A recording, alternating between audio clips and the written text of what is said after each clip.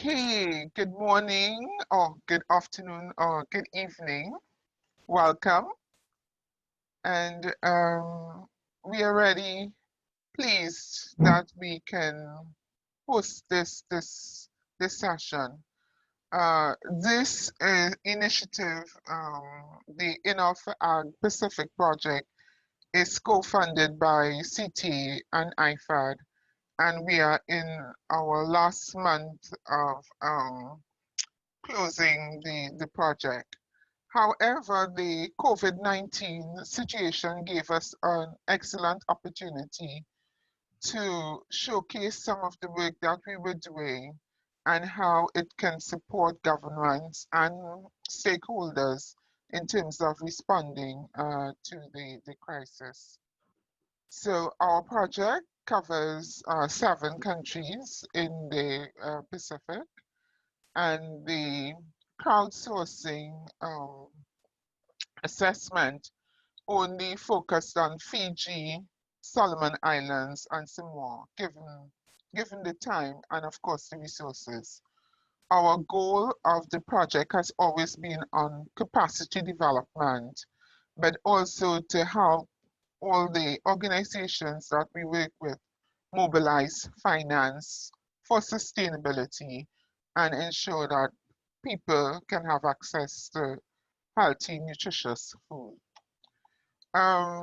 We have adopted a multi-stakeholder, cross-sectoral, and when I say cross-sectoral, so you'd find that we've been working through our partners with the Ministry of Health, the Ministry of Agriculture, multidimensional engagement. We have emphasized the importance of working with communities, also SMEs, farmers, etc. And we think that this approach of analysis, act, advocate has really helped us to achieve the results that we've. So I just want to focus. So we talked about analyze, we talked about act and advocate. And I'm just going to position the ICT within the context of today's session.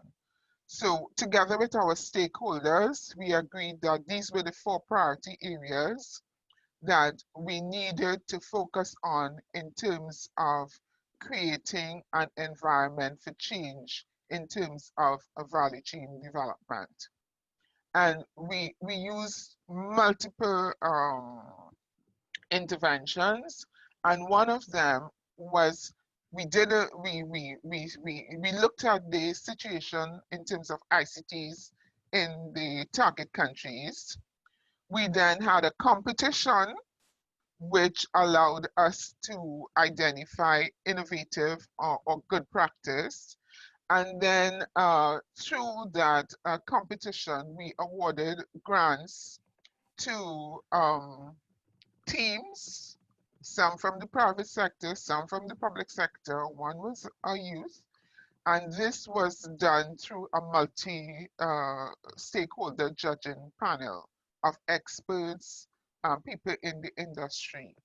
So in terms of acting, we identified 3 teams. And what we have found, so we then provided them with grants, small amount of money. We had a coach that worked with them, which told them that they needed to work with their users. So the users had to see the benefits of the tools that they were developing. And I think that that has been very successful. So this was the team from the Ministry of Health and university. This is the youth group from Solomon Islands, and this is Kenneth. And you will hear more from Kenneth. And what we have found through this COVID-19 is that all the work that we had been doing and these teams, their tools. So I'm almost running out of time. So COVID-19, the fallout was immediate. We had developed strategic partnerships. So it's not Europe, but the partnerships are embedded in the countries, in the region.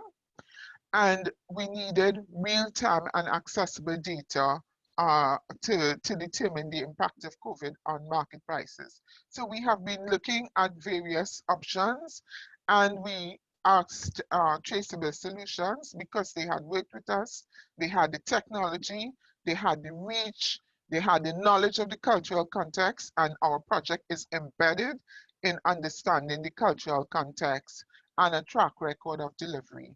So we are very pleased that the partners, CTA and IFAD, can share with you this morning some of the lessons that we have learned. It's new, our project has been innovative, and we are looking forward to a successful workshop.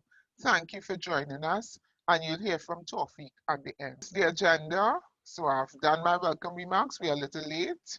We'll have the warm-up exercises, presentation, because Tawfiq has insisted that we need to share more with you on the TraSeable Farms app itself. You'll hear about the crowdsourcing results. We'll hear from the participant data collection, and we will welcome feedback from the audience, but we do have a response from a government partner, Ministry of Agriculture and Fisheries in Samoa, because as I said, we have been working and we insist that our partners work with governments and other stakeholders to leverage the development of value chains. Then, of course, we have working groups. We always make our partners work, but there is no coffee break or anything like that. You can have your own coffee. And we come back into plenary, and then Tawfiq El-Zabri of IFAD will do the closing remarks. And Pierre will leave the room open for us to have a networking session. Thank you very much on behalf of the Innov4AgPacific Project team. Thank you, Judith. Thanks very much for this introduction. In the meantime, we have now 38 participants in the room. You should now see my screen. So just a quick reminder on some technical tips.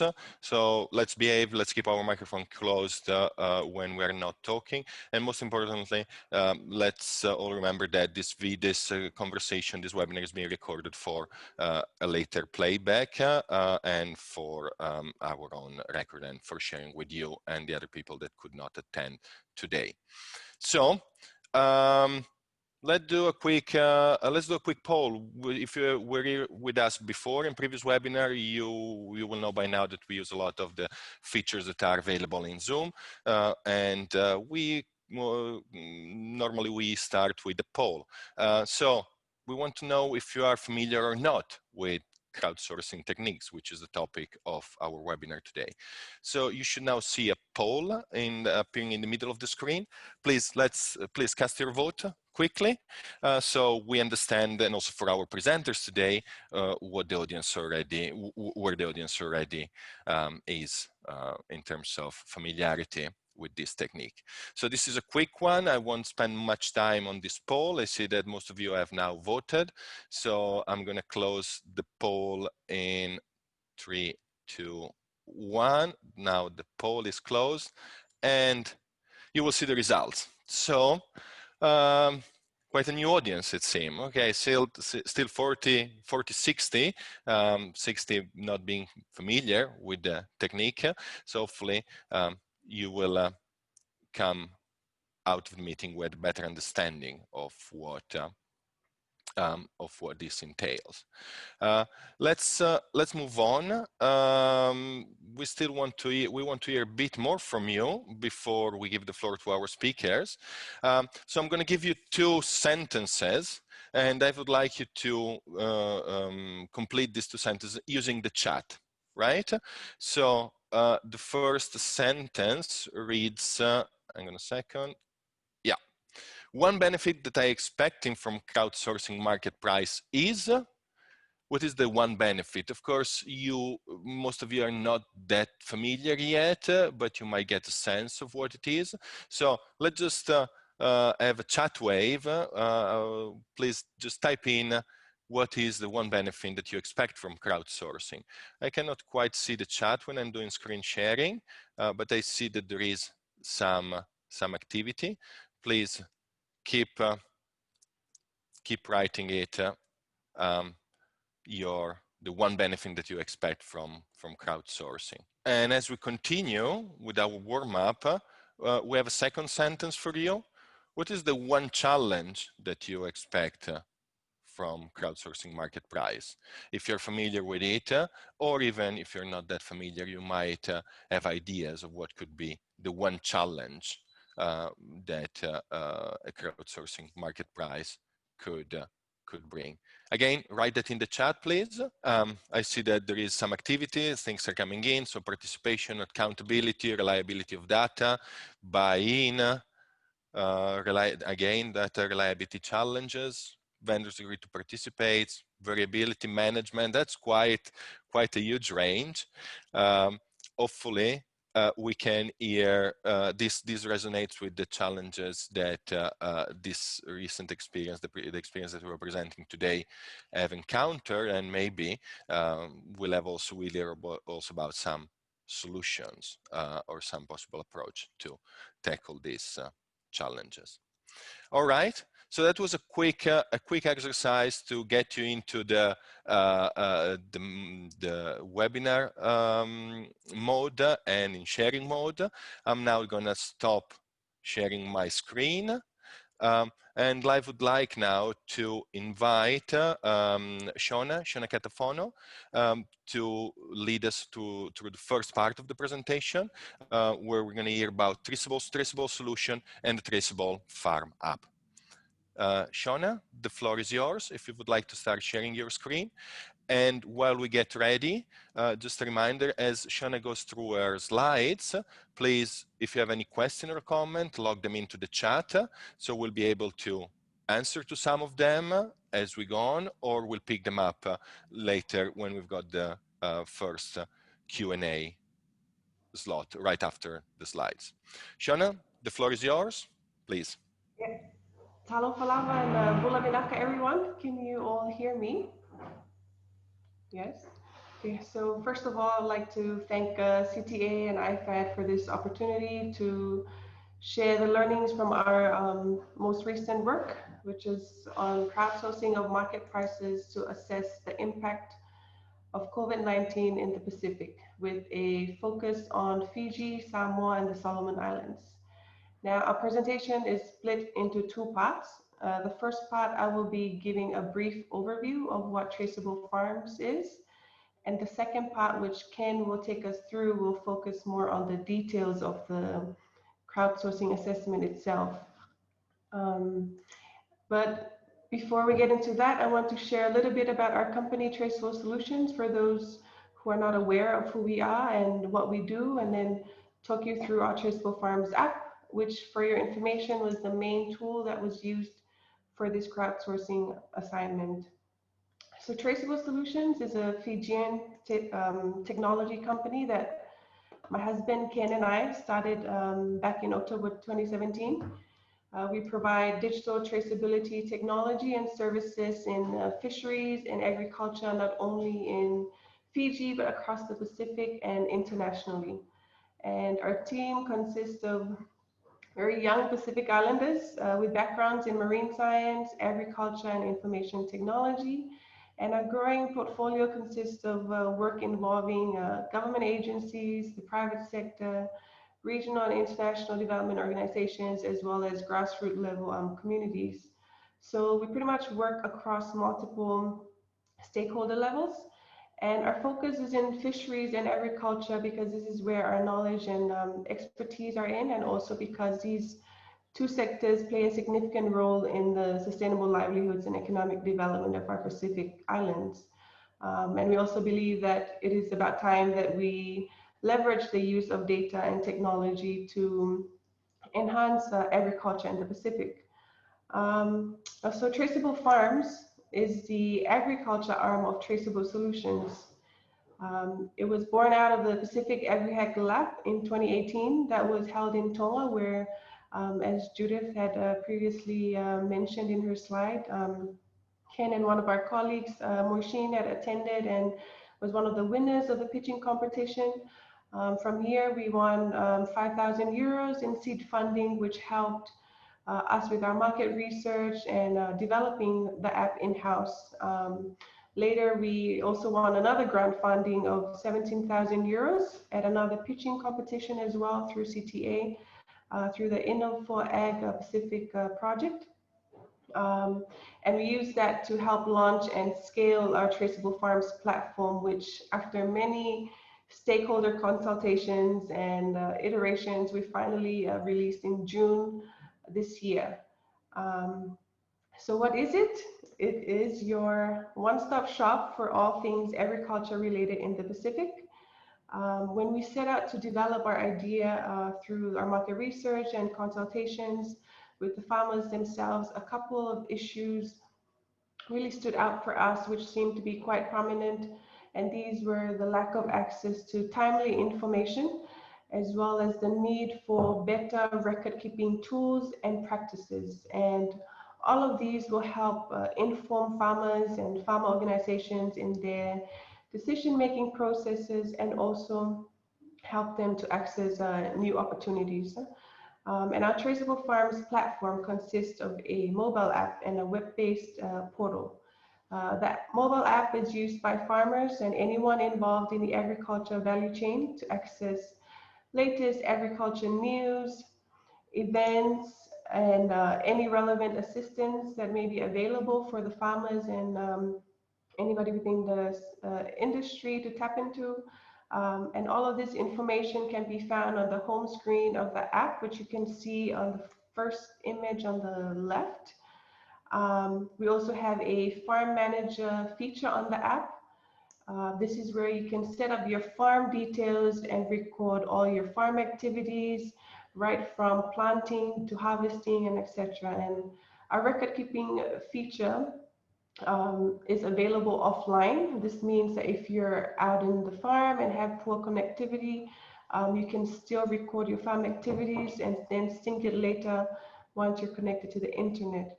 And within the farm manager tool, you can record things like your finances and any visits you've had from, say, the Ministry of Agriculture or other extension service providers. So you have your own log of, what each visit was for and any follow-up actions required. And as you continue to record your farm activities regularly on the app, you also start seeing basic analytics and insights into the performance of your farm in terms of production and profitability. And you're able to see these in more details on the portal. And so, as I mentioned earlier, in regards to TraSeable Farms being your one-stop shop for all things agriculture, we also provide market prices that are updated fortnightly in near real time. So our team goes out every fortnight to conduct market surveys directly through the app, and that's provided in real time.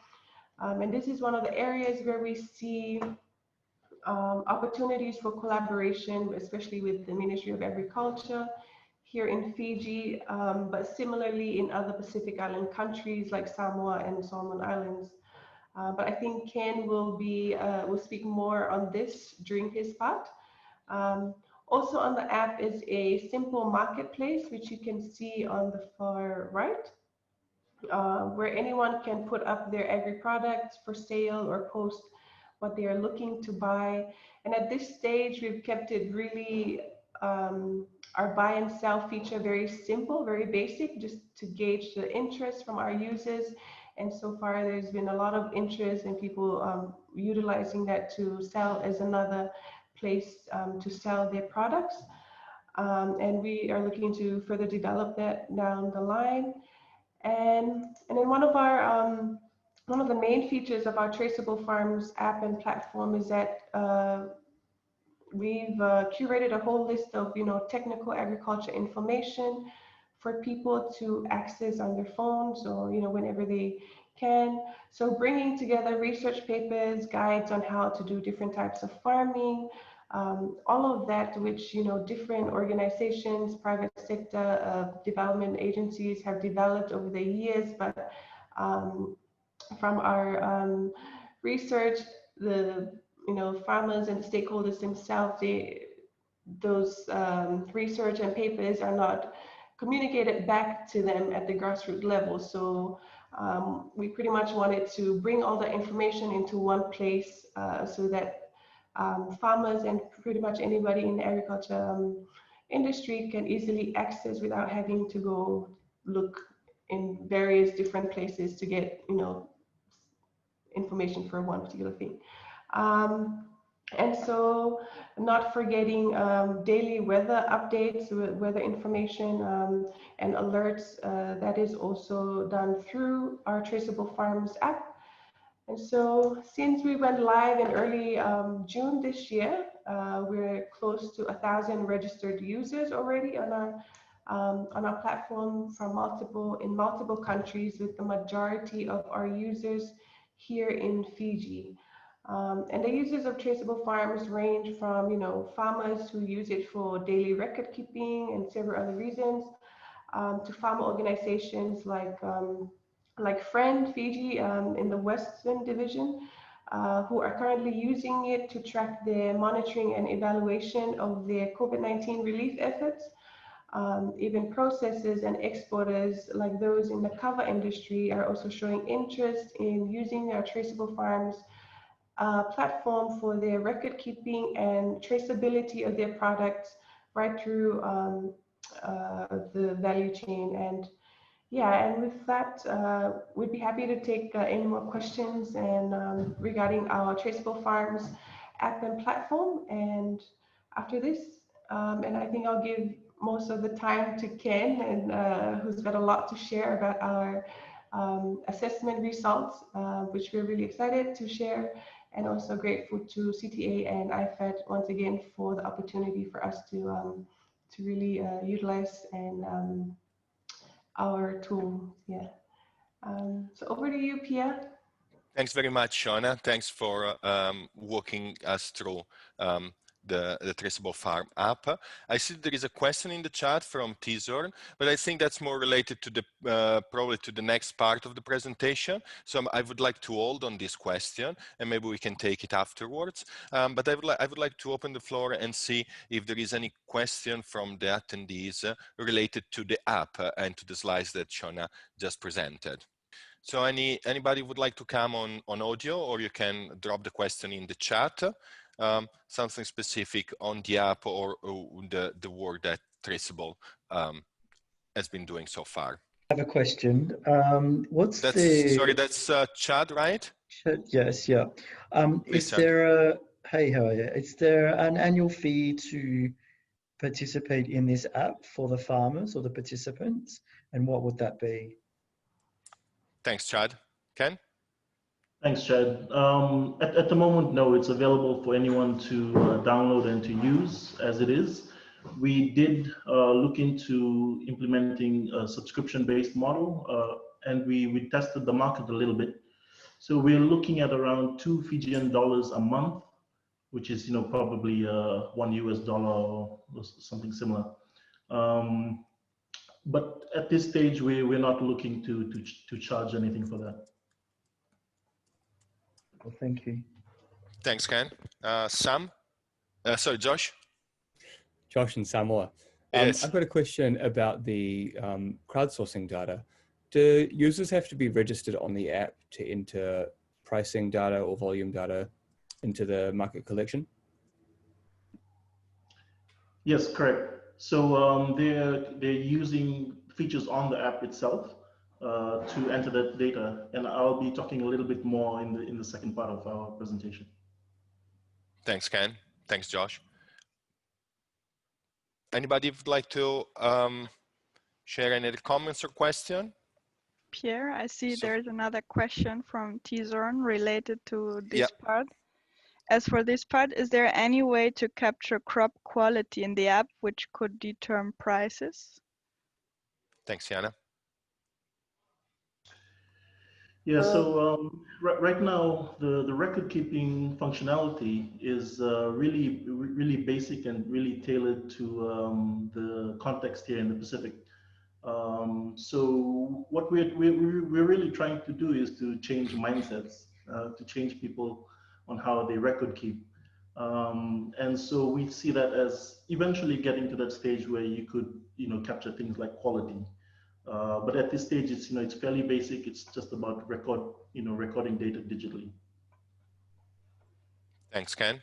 I think that Shadiana was unmuting herself before. Shadiana? Hi, yeah, I was, Hi. this is so interesting, and I was hoping to understand what are some of the challenges that the team is facing to scale up, and maybe how, if there are any solutions you have already on how we can support. Over. Thank you. Thanks, Shadiana. So some of the challenges really are working at the community level, working at the farmer level. And again, like I mentioned, changing habits, changing mindsets. And so our approach really is to work through farmer organizations. So we're working through PFON, through the members of PFON, and that's how we're reaching the farmers. And we are starting to build up our agriculture knowledge, and we now have one person who's an agriculture specialist on our team who's going to start working with farmers directly. But our view on this is that it's a long-term investment. We see this as something that we are going to be doing for the next couple of years. It's not gonna happen overnight that people are going to pick up an app and start using it on farms. So we're certainly in it for the long haul, and we'd be happy to partner with any agencies that can bring this closer to farmers. Thanks, Ken. I think that question. Simon was flagging me that he wanted the floor, and he's driving also, so let's be careful. So, quick question, and hopefully my dog doesn't make too much noise in the back seat. But I was just wanting to know about geo-tagging. So I have downloaded the app, Ken, I think I mentioned to you, and I need to enter, set up plantations and so forth from a farming perspective. And I was wondering if there's a capability to allocate, GPS, whether it's physically being there, putting in a geo tag, or entering a GPS longitude, latitude, if that was able to be done. Thanks, Simon. Yeah, thanks, Simon. For the crowdsourcing work, we did implement GPS geolocation. So when people were recording data, their location was geotagged. And we didn't initially implement it in the platform because we felt that might be a little intrusive for some of the farmers. But now that you're requesting it and others are requesting it as well, we'll put it in as an option, so users can choose to use it. Awesome, thanks. I mean, more so from a not for public information, but for your own, like if you access, you can share that information if you wish. Exactly. Thanks, Simon. Thanks, Ken. Maybe we've got time for one more question, just the last one. Somebody, I think, was opening the mic before, or not? If not, we'll just move on, but I love the way it's going. A lot of questions, short and sweet, but also very deep. So, and we're not even covered the meat of the presentation today. So let's move on, and I look forward to more questions after Ken's presentation. Ken, the floor is yours. Okay, thanks everyone. Bulavanatha, Kenneth here, the second half of the founding team of TraSeable Solutions. Okay, so I have quite a number of slides to go through, and I'm gonna try and do this in 15 minutes. So looking forward to any questions at the end. So in terms of crowdsourcing market prices, our first, our objectives really for this work was to firstly use the TraSeable Farms App to crowdsource this data, given the challenges in movement with all the restrictions. So we were able to do this remotely for 3 countries, Fiji, Samoa, and the Solomon Islands, and also to document the impact that COVID-19 is having on market prices and food systems in these particular countries. As we started off this work, we researched crowdsourcing of market prices, and a lot of the work that we came across was in Africa. And so we took a lot of the lessons learned from those studies, and we applied that to the methodology that we implemented here. So in terms of the, the key tasks that we were given, the first one was around building capacity of the data collectors, of the participants that were going to be involved in the assessment. And these were general members of the public. And I'll talk through those stages later, how we got to them. And so the second main task was to collate, and to map all these market prices, which we were able to do successfully. And finally, to report on it, which we're in the process of finalizing the report with CTA.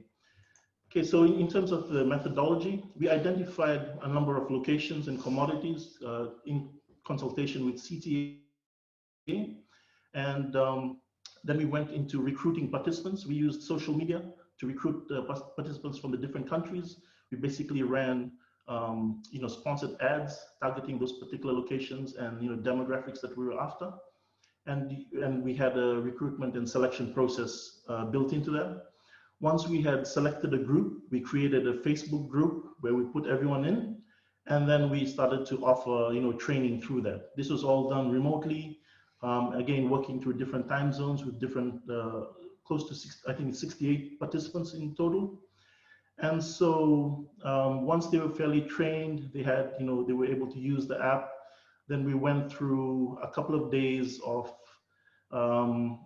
the first assessments of going to the markets and trying out the app. And so that was pretty much the first week of this work.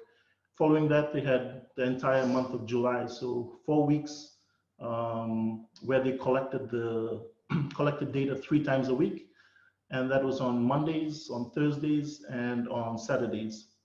Now, the locations that we selected and the days of the week that we selected were based on, were informed by the existing data collection days that the offices in countries were already using. So in Samoa, I think it was Thursday and Friday. In Fiji, it was Thursday. So we selected those similar dates and also the similar locations so that we would have some comparative data.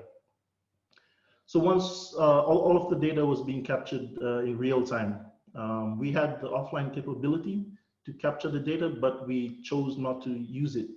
We wanted to see how this tool could be used in real time. So everything was coming in, live as people were recording the data.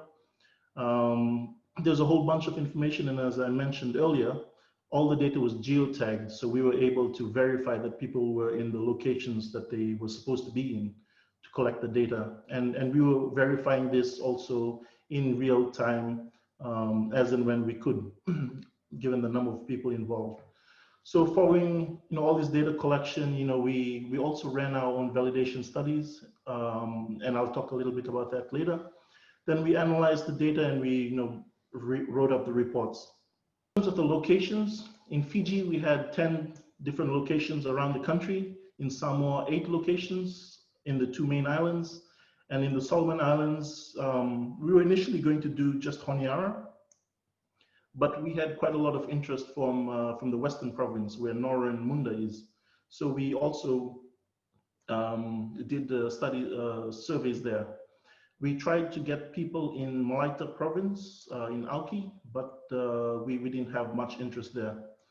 Initially, we were supposed to look at 20 commodities, but we added 2 more commodities, and these are the range of commodities. Again, this basket of commodities represents what people typically have access to, what people typically buy in markets and supermarkets around here. So we looked at formal markets, which were the main municipal markets. We also captured data from roadside markets or informal markets, and also from supermarkets and shops that the participants had access to. Okay, so in terms of participants, we had almost 300 applications, 350, I think. And we ended up selecting 68 participants. Initially, we intended to have 5 participants per location, and we had 21 locations. But because we didn't have some of the numbers in some locations, we dropped the number of participants down. So we had 68 participants across the 3 countries. And as you can see, the majority of them were women, which is great. Okay, so very simply, this is the Crowdtalk feature within the app. It's pretty simple. We tried to keep it, the design, its use, the user interface and experience very simple so that anyone in the public, could pick it up and use it easily. And, you probably hear maybe from Arietta later if on how she was able to use that. But basically, starting from the first screen, you have a campaign. When you select the campaign, you can select whether it's a market, supermarket, or an informal market. And then you can go into the records. You can start to create your new survey. And then you're starting to capture things like, the date and time, the market location, the number of vendors in the market. Then you go into collecting details about the vendor. So we captured, with the gender and the age group. And with that basic information, then you can go into the survey itself, which is the screen 6 there. And, we had a list of commodities already there. They had options to enter the retail price, the wholesale price, and the farm gate price. So, they're basically entering the price and an estimated weight in kilograms. We asked them to estimate the weights. And also the local units, so whether it was in a heap or a pile, whether it was a bundle or a bunch. And and then on that 8th screen there, we had a tally. So that just basically helped them keep track of what they're supposed to be recording. We asked them to spread around the market. We tried to get them to go at different times of the day, from 10 a.m. to about 3 p.m. We avoided the early and the late parts of the day where market prices typically are lower. And we also tried to get the participants to spread themselves within that 5-hour time range. We also asked them to collect 3 prices per commodity from around the market. And this is the same, the same methodology that market price collectors in the Pacific use to get their prices. The only difference was we were estimating weights, whereas when the government agencies do it, they actually weigh the commodities. But I'll talk about how we validated that a little bit later. So in terms of results, we captured over 30,000 market price data points for the 3 countries, 21 locations, and we also asked the participants to take photos at every time they visited the market. We wanted to capture the variety and abundance, and also for us it was also a way to verify that they were actually there. So there were over 3,700 photos collected. Fiji being the biggest number of locations, we were able to collect quite a large amount of data. But across all the 3 countries, that's quite a significant amount of data. And these are just some examples of the prices. So we basically averaged them over the entire month, and these were the values that we kind of came up with.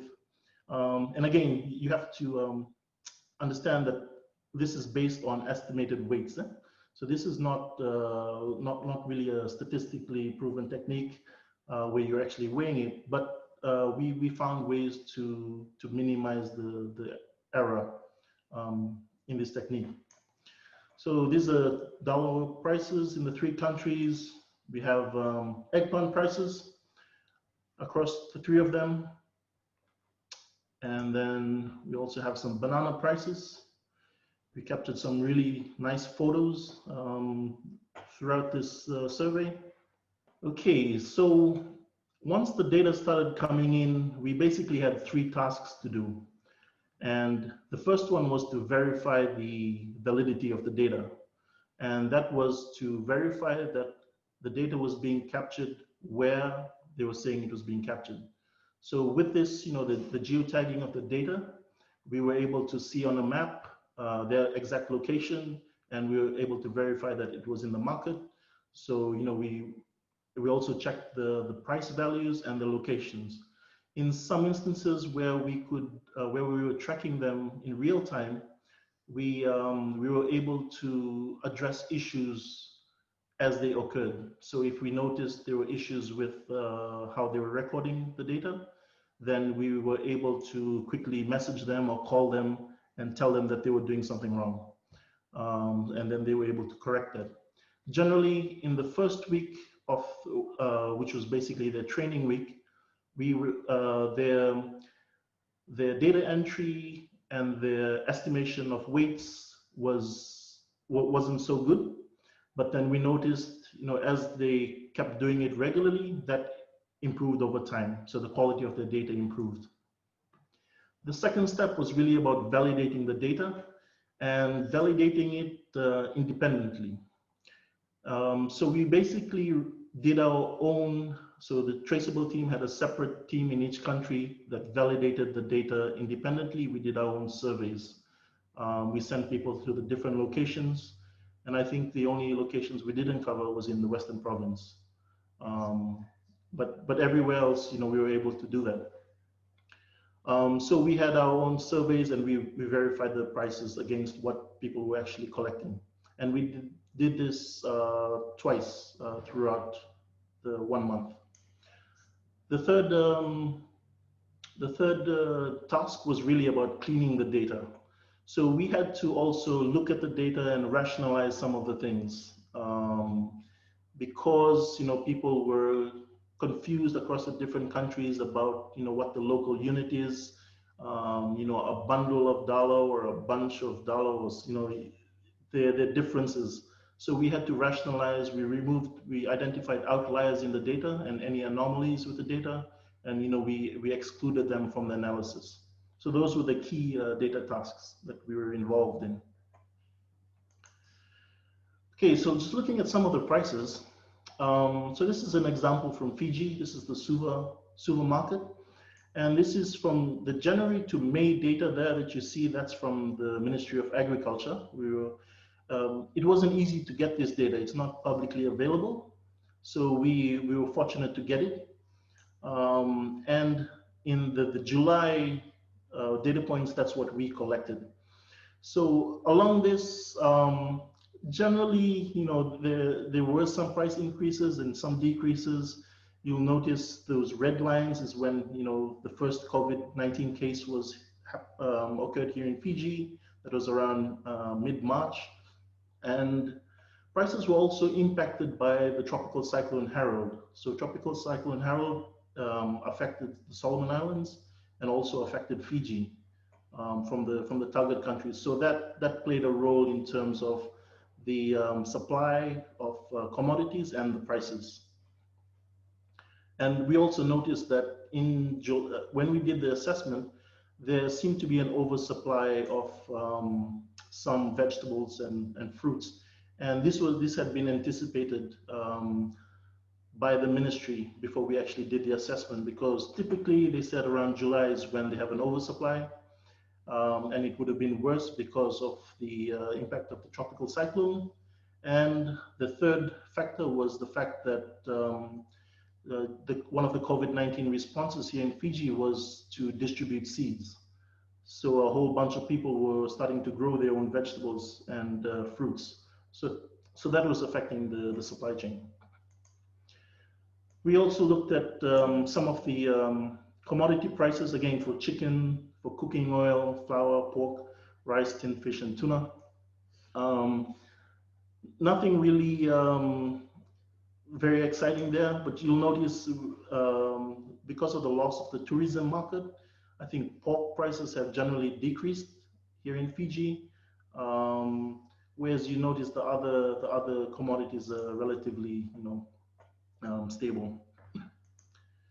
In Samoa, Samoa has really great data from the stats, the Bureau of Stats, publicly available, so that was easy for us to analyze and to compare. And so we noticed generally, again, prices weren't fluctuating rapidly. There were some decreases in prices, like the tomato decrease, but nothing major in terms of what we noticed from the data itself. We also noticed that the estimates that we were coming up with in terms of the average prices per kilogram were largely similar to what the Bureau of Stats were already coming up with given that they were using a statistical, they were actually weighing the commodities. So this method, is fairly, in our opinion, fairly comparable. Yeah, so the supermarket commodity prices, again, hardly any difference except for that tuna spike towards the end. Something we haven't looked deeply into, but it could be that people were recording more imported tuna brands. But that certainly was interesting for us. We didn't actually have time to go deep into that and to see what the cause of it was. Looking at the Solomon Islands, so the Solomon Islands, we weren't able to get any comparative data. There was nothing available publicly, and our efforts to contact the Solomon Islands National Statistics Office were, we're still trying to engage them. And we understand that, through some of our contacts on the ground, we're starting to make contact with them. So probably in the coming weeks, we'll be able to do some comparisons. But generally, again, the prices throughout the month were relatively, the same, except for certain commodities like breadfruit and English cabbages, which were not very common in some of the markets, which is why you'd notice those price differences. In terms of the supermarket commodities, again, you see some decreases, but again, nothing, nothing major. And if we had to do it again, we'd probably think of doing this over a longer time period, so we have, more comparative data instead of, everything in a month. Okay, so moving on to the impacts on vendors. Generally, so our primary data collection in this methodology was to collect the market pricing data with the app. We also asked our participants to speak to the vendors and to find out verbally. So that was our secondary data points, where we got a qualitative assessment of the impacts. And across all three countries, these were the four main ones. So they were seeing fewer people visiting markets and spending less than before COVID-19. They were also noticing that it takes longer for them to sell produce. What used to take a day now takes 3 days. And largely, this could be because of the oversupply, because of the lack of people visiting, the unemployment being created and there's less spending money. Some wholesale prices also increased, and I think we noticed this in the Solomon Islands, where some of the middlemen were charging higher prices. Also, some of the locations noted there were less vendors selling their produce. And some of the feedback we got was that vendors were turning towards farming. They were going to focus on their own farming instead in some countries, some locations. So here we have a couple of stories, actual feedback from participants, as well as from the vendors themselves. Okay, so I'll just give you a second just to read those comments. That's in Sua and Samoa. Likewise, in the Solomon Islands, we had so, those are the stories that were coming out, and we were able to capture this through the tool we were using and through the photos that we were capturing. In terms of stakeholder engagement, we, so as part of this assessment, we were, we had to engage with stakeholders on the ground who are already doing this work, and this work would be of interest to them. So in Fiji, we were in touch with the Ministry of Agriculture, Fiji Crop and Livestock Council, PIFON, Ministry of Health, and in Samoa, the Ministry of Agriculture and Fisheries, and Samoa Bureau of Stats. Solomon Islands, we were in touch with Custom Garden. We weren't so successful with the Ministry of Agriculture and Livestock and the National Stats Office in Samoa, in Solomon Islands. The photos that you see on the left is when we did our validation studies, when our team went out to do them around Fiji, we contacted the Ministry of Agriculture, and so they got their officers that do this on a monthly basis to come, to come together with our team, and our team was able to get them to use the app and to record prices and to see what their feedback was on it.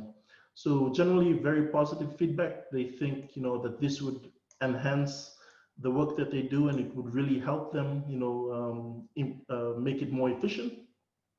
And we were able to do this in almost all the locations around Fiji with the Ministry of Agriculture staff. And so we're in discussion with them about them utilizing this platform to do that work. Now, one of the interesting use cases I think that came out of this through our engagement was the Ministry of Health in Fiji. So when they found out that we were doing this work, they contacted us, and basically they had been working on an app very similar to what we were already using. So their overall goal was to decrease overcrowding at major municipal markets as part of the COVID-19 response. And one of the ways they thought they could do this was by making market prices more accessible. So they had already built a prototype. They had done some testing on it, but once they found out that we were already utilizing this, they decided to stop and to instead of wasting resources, they wanted to see whether we could collaborate. So they invited us to give a presentation to them. We showed them what we were doing, and they also invited us to the supermarket where we spoke to vendors, and that's in the photo there. We had a joint presentation with the team from the Ministry of Health, and we basically talked about how this app could help vendors in times when when there's a lockdown, when there's restrictions, and some of the vendors agreed that these types of tools could be used to market their products and to get customers to them when there are restrictions. So this again is another collaborative opportunity that we progressing with the ministry.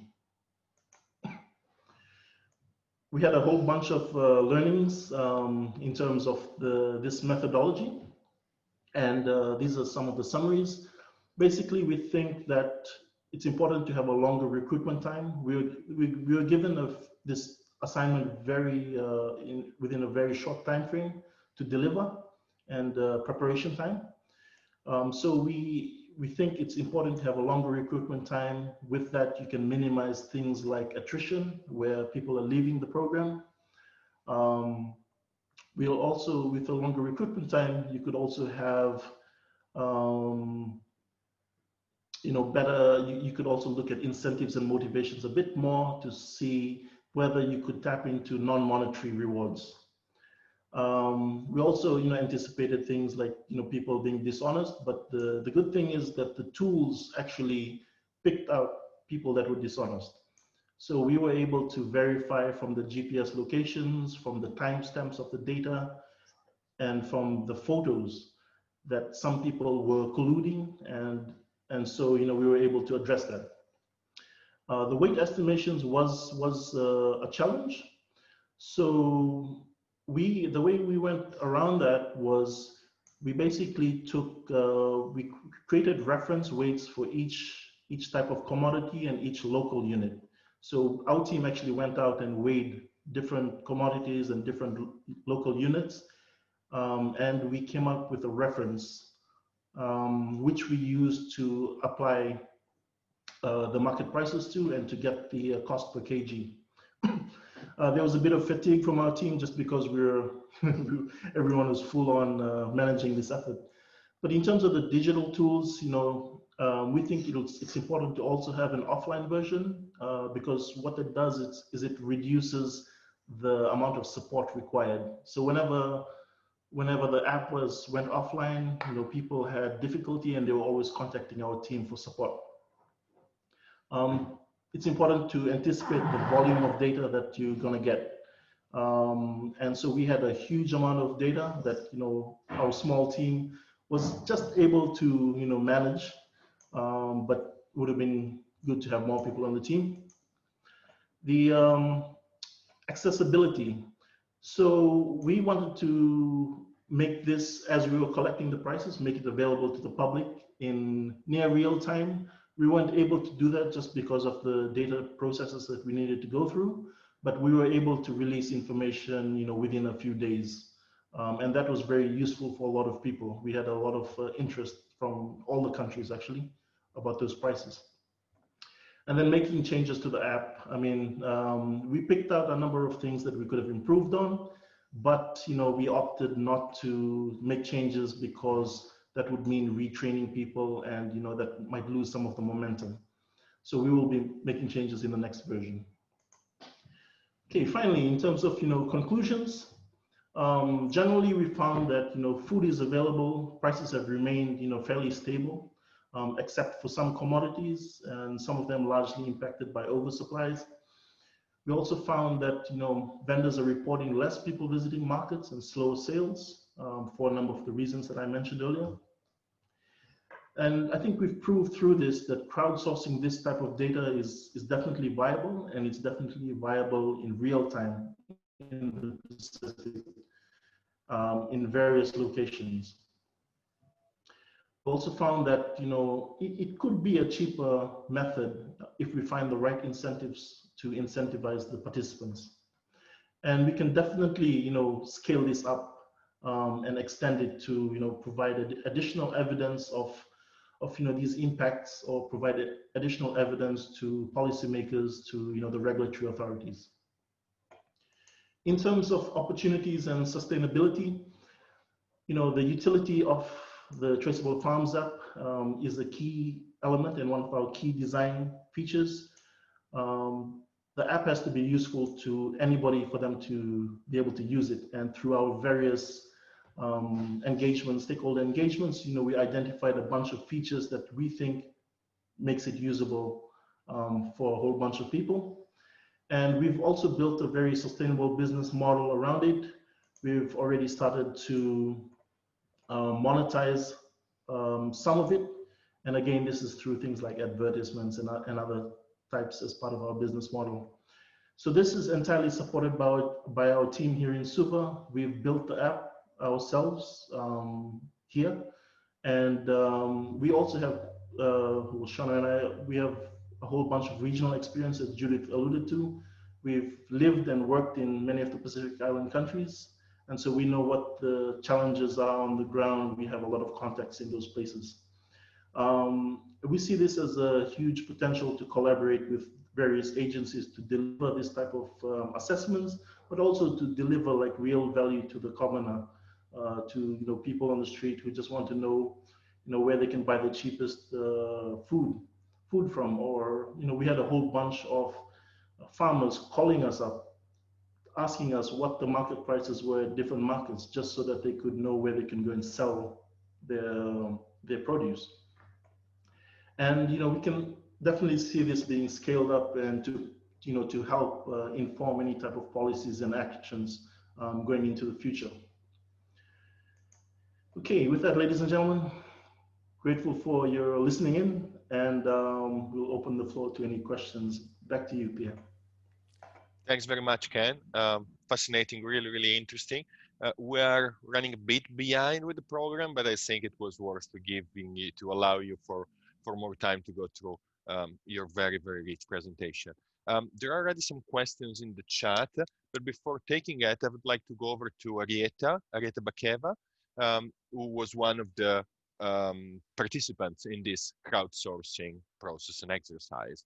So we would like to hear Arieta's insight and to share her experience in the process. Arieta, if you would like to unmute yourself, and the floor is yours, please. Hello, everyone, and hello from Suva, Fiji. I'm so thankful to Shana and Kian for as an ordinary Suva, Fiji citizen, that I was part of this Crowdtalk survey. I found it very interesting, and it was my first time ever doing an online survey. Usually in the past, the surveys I did were with the volunteer groups that I'm a part of. It's usually manual, recording on paper. The TraSeable Farms App found through the training, the one training, it was very useful and it was easy to follow along. And I was able to learn on my own. And I found it short and simple and easy to follow. But the real test was using it on the ground, taking it out to the market vendors. The real challenge was trying to get the vendors to participate. It was easy to get along with the ones that were positive and wanted to help, and it was sometimes I found it hard convincing trying to extract information when the vendors were at the same time trying to sell their products. And because of this survey, it was 1 month and they'd be seeing our face 3 times a week. Most of them were like shied away or they've had enough of seeing our face. In terms of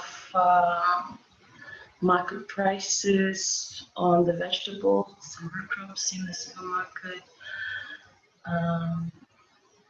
there's a lot of competition, and from the vendors, they say that the farmers are making a lot of money out of this, and they're finding it very hard to sell their products, and because it's very cheap,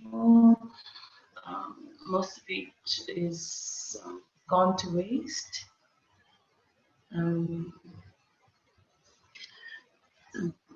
I found it to be a challenge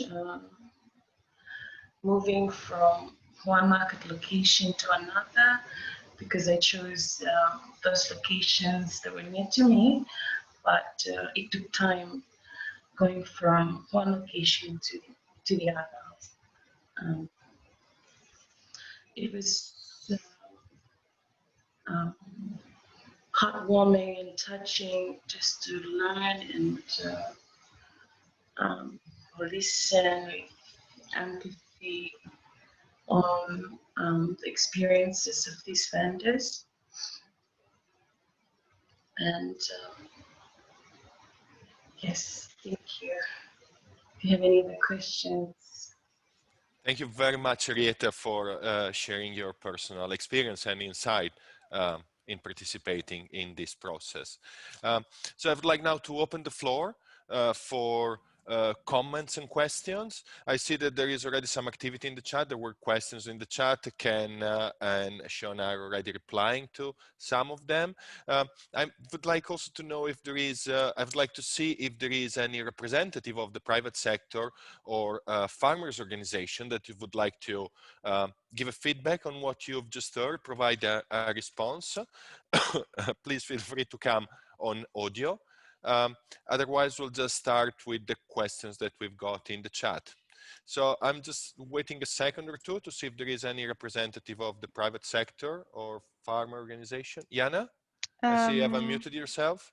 Yes, we have seen that Peter Tikai from the KGA in Solomon Islands is there. So they had collaborated with the TraSeable team, and we would like to invite Peter to say something. Thanks, Jana. Peter, I don't see you in the first screen. Let me go on to the second screen, see if you're there. Would you like, Peter, to unmute yourself and come on audio? Yes, Peter. Yes. Okay, first I would like to thank Kenneth for this very, hello? Yeah, go ahead, Peter. Yes, this very important and also timely, I should say, way of collecting data. Now, I was just, I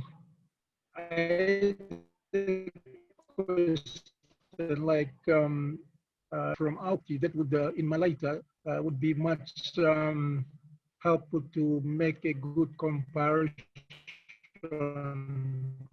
in terms of prices at the market, because a lot of people are moving back to the island in Malaita during the time when we had our national emergency and people are moving back during that time, and it would be interesting to see how the prices there at our market in Malacca province. I think we have some connection. Looking at, I mean, hearing the farm organization, farmers are complaining of prices. It's a bit difficult to hear you, Peter. Like, don't have much. The line is breaking a bit. Yes, I don't have a stable internet connection where I am. I think, yeah. Yeah, I guess we can feel that. We can feel that the line is breaking a bit, which is very unfortunate. Do you mind maybe sharing a couple of points that you're making in the chat so we can all read them, because with the line breaking it's a bit difficult to follow sometimes. Thanks for your contribution so far. If you would like to conclude in the chat, so we have that and we can refer back to that later. All right, thanks, Peter. Thanks very much. I see there is a bunch of questions in the chat. I don't know where to start from. I see that, and I see that Kenneth is already replying to some of them. I'm looking for Iana's help because I might have missed some. So I think there is something around.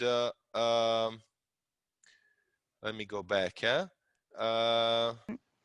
there was one question. Yeah. Sorry, Pierre, no, there was Diana. one question on if we already know how many people are trying to access those prices using the app itself. Thanks, Yana. Yes, so we do actually have that data, and around the time we did notice that there was a spike in usage, but we also, while we were doing this, we were also pushing out social media updates on this work, encouraging people to access it, because a lot of people don't know that the tool exists and that this is available. Thanks, Ken. There is a question around maybe scaling up. I was looking at a question from T-Zorn. It would be interesting to know how this could be scaled up to cover the whole year to capture seasonal variation in price.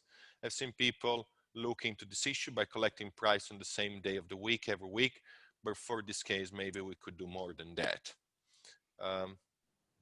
Any reaction, Ken, on this, or any comment? Yeah, thanks, Tizan, and definitely, I mean, the technology platform is there. The methodology, it works, and it can be scaled up to cover the entire year. But the main thing is, you know, looking at what the incentives are. We have some ideas around that, on how we could make it more sustainable and affordable. And, you know, you definitely need some funding towards getting that data. But while we are collecting the data, we are also, at the back of our minds, we're also thinking about, you know, how we can leverage the data, how we can utilize it. And, you know, we need to be able to sustain this. A lot of efforts have happened in the Pacific over a number of years of doing this type of work that hasn't been sustainable, largely because they didn't find good business models to you know, leverage it. So that's what we're spending a lot of time on. Thanks, Ken. There are a few other questions in the chat. I'm not sure we'll be able to go through them all of them now, but we'll make sure that they are all answered afterwards. So we'll make sure that Ken and Sean and Nareta, you receive the questions so you can compile your responses. I would like now to move on slightly and invite Tai Matatumwa from the Ministry of Agriculture in Samoa to provide her perspective or her response on what we, the experience and the process that we have just heard. Tai? Thank you for the opportunity to have the government perspective shared on this forum. And I was told to share the government's perspective on what we think of the outsourcing pilot and whether it's sustainable, and whether also if it's a relevant tool for the public sector. Or as you see with the advancement and the modernized technology that we are in, we also need to keep up with the fast-paced technology era so that we are not far behind or get left behind in the Pacific. We need to take advantage of available tools and techniques to document, capture, and consolidate data information for our purposes. At this time of uncertainty, it is necessary to exhaust all avenues to enable us to obtain data and information, as these forms foundation for decision-making and policies at a higher level.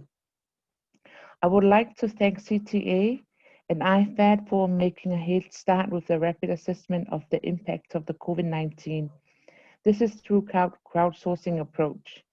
I would also like to thank and congratulate the TraSeable Solutions, Ken and Shona for making this happen and sharing your wealth of knowledge and experience through the TraSeable mobile farm app.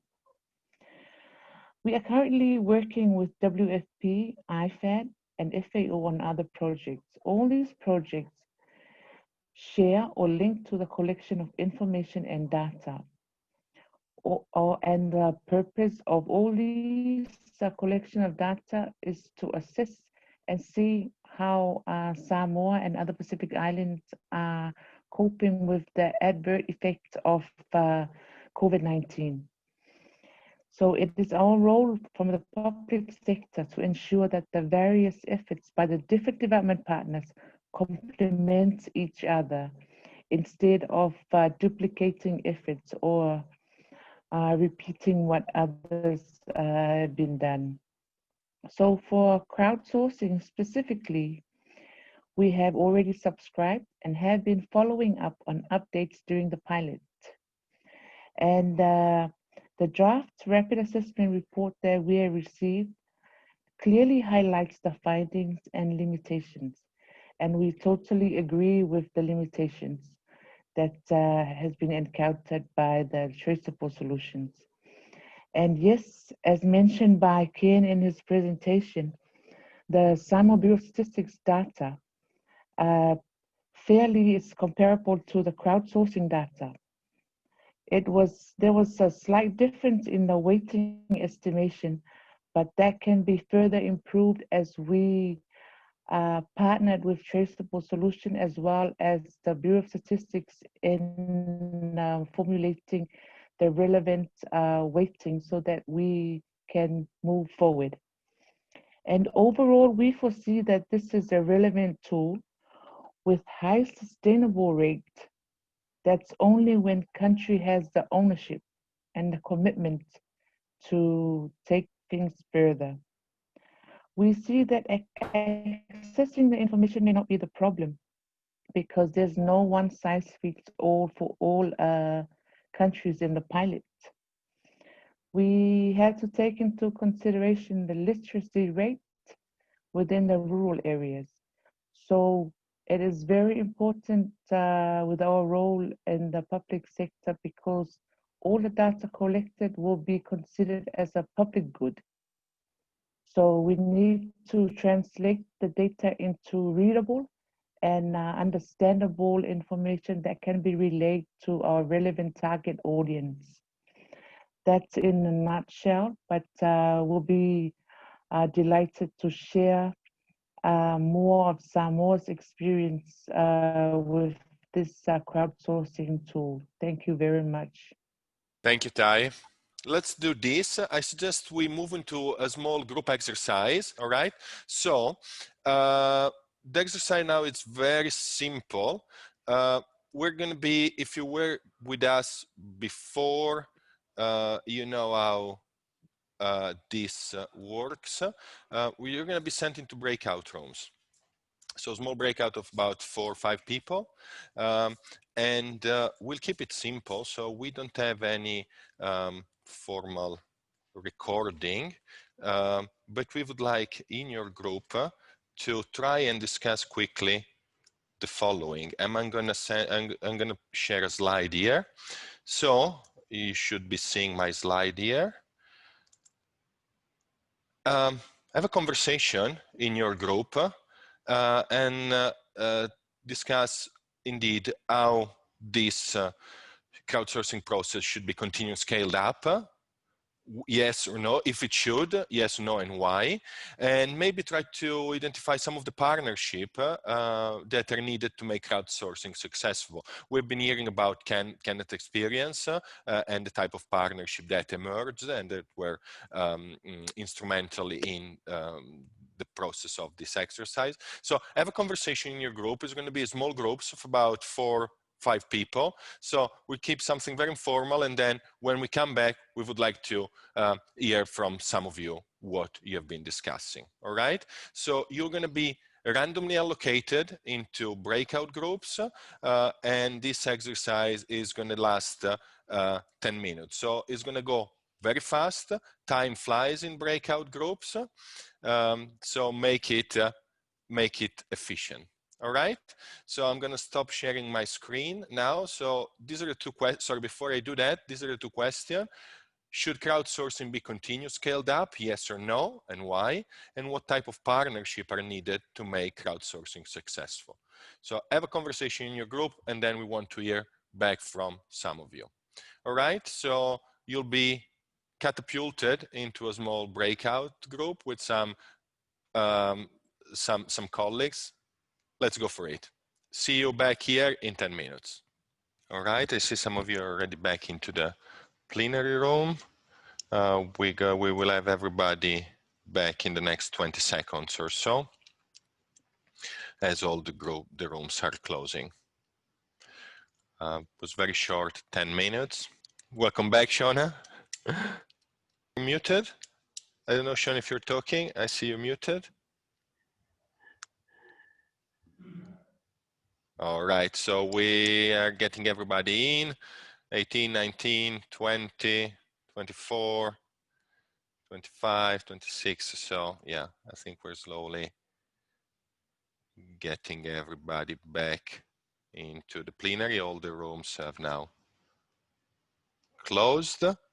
So any quick feedback from the working group? Any ideas, insight, anything brilliant that you had discussed? So Pierre, I can, sorry. Pierre, I can go just one important issue, because we more or less agree that it should be scaled up. We talked about the benefits for farmers and governments, but in discussing what are the challenges, one of the things that came out was the incentives for the people who are being interviewed. Yeah, because a lot of the vendors, and this is the feedback from one of Arietta, is there, what is in it for them? Yeah, so many surveys. So how do they benefit on that? And I hope you were able to reach Tai to solve the mic issue. Yeah, we'll go. Thanks very much, Judith. I see that Josh has his hand raised, so we'll go quickly to Josh, and then we'll. Yeah, sure. Thank you, Pierre. Just to offer one observation, I talked to Sejama in Solomons, and one thing that we reflected on is that in Solomons, as Kenneth said, this data wasn't readily available, or similar data wasn't really readily available from the government level. In Samoa, the government collects this proactively once a week and issues the data around about once a month.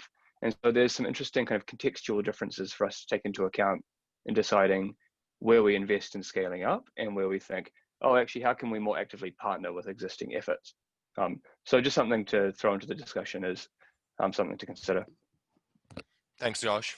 Thanks very much. I would like to go to hand over to Taufik for some closing remarks. Taufik, would you like to come in on audio, please?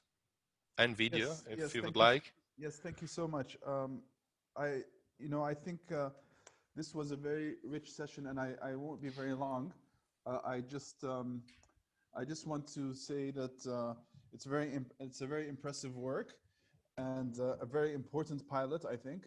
I would like to also inform you that there have been a number of discussions among UN agencies in terms of how to help with COVID-19, and having e-market platforms and using ICTs is also, recognized as the critical tool given the challenges under COVID-19 related to travel and disruptions in supply chains and so on. So definitely, I think everyone agrees on the relevance and importance of this work, and sustainability is a key issue. And I think collecting more than 30,000 data points in a short time is very impressive.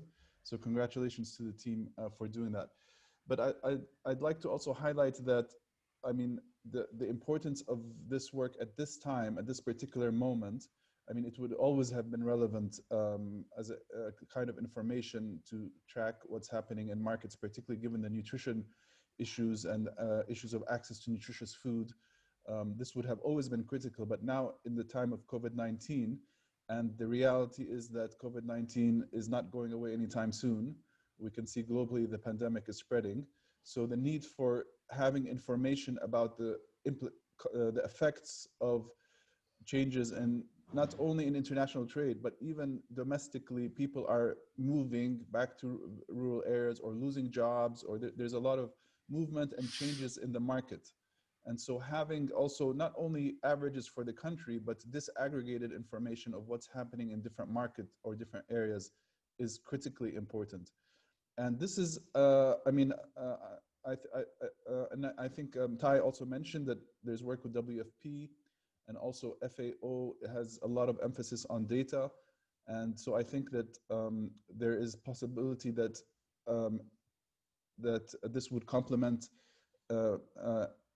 other support.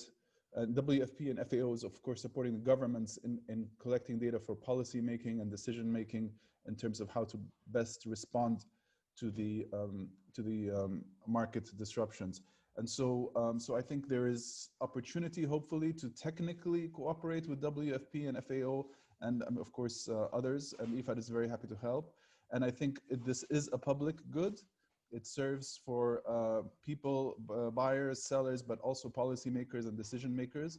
And so it's important that there are the right partnerships to capitalize on this. The issue of cost and incentives and attrition and fatigue, all these issues kind of came up from this pilot. And these are important lessons and important things to look into in trying to build on this. Critical, I think really critical is also the cost. And we'd like to look more into this, that somebody has to pay, I suppose, as you say, the vendors who are giving answers, they have no incentive, but also the people who are collecting data. It's not, as we heard from our colleague who was in the market trying to collect data, it's not an easy assignment, but an important one. And so the issue of recovering the cost is also a key issue. So I think, sorry, I said I wouldn't go too much, but just to wrap up, that these are some of the things we heard about this very important work. And I think it's great to see a wide participation. It shows the importance and relevance of this work and the interest in your project, Kenneth. It's been a very interesting, very useful tool. And thank you so much for sharing this. And thanks to everyone who has joined us also. Thank you very much, Taufik. Thanks for your feedback and your perspective. That's really, really useful. I saw that Judith has already said thanks in the chat. I don't know if you would like also to come on voice. for just to say a final thank you to everybody. In the meantime, I'm also pasting a link in the chat, which is the link to the D group that we're using. Probably you are all part of it already. If you are not, join in. That's the community, and that's the place where we're going to be sharing the recording as well as the slides from today's webinar, and where you will receive the announcement for next week's session. So thanks again, and to add to Tawfiq, although Tawfiq did the closing remarks, and just to say that we also commissioned work which is being led by, or has been led by, the University of South Pacific, building on work we had done assessing the nutritional status and socioeconomic status of communities. But we've only focused on Fiji and Solomon Islands. And our last webinar in terms of the COVID-19 assessment will be next week, Thursday, the 10th of September, where we'll be sharing the results of the impact on the nutritional status and socioeconomic factors of about nearly 400 households in Fiji and Samoa. So thanks again, and then we can link up the results of all the assessments to see what is happening in the ground, how governments are responding, and how we can do our own part in helping the people survive this pandemic. Thanks again. Thanks, Judith. And indeed, in between, as Jana suggested in the chat, let's please continue the conversation on the discussion group, on the Innov4Ag D group. I'm going to stop the recording here.